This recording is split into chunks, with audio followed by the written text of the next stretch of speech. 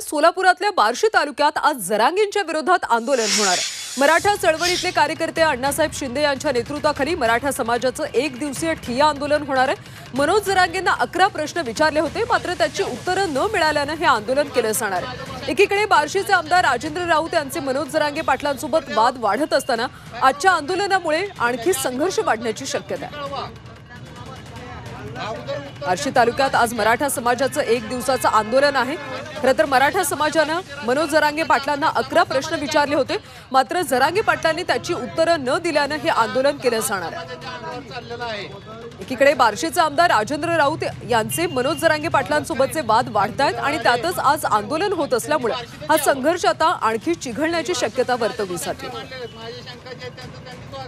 सोलापूरच्या बार्शीमध्ये मराठा विरुद्ध मराठा असा एक प्रकारे संघर्ष पाहायला मिळतो।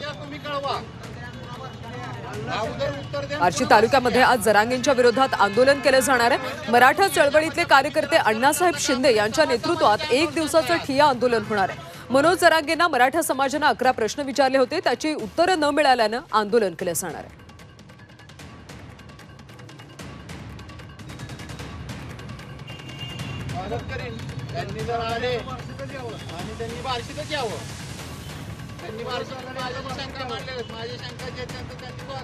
ह्याच्याकडनं सुपारी मिळाली, त्याच्याकडनं मिळाली।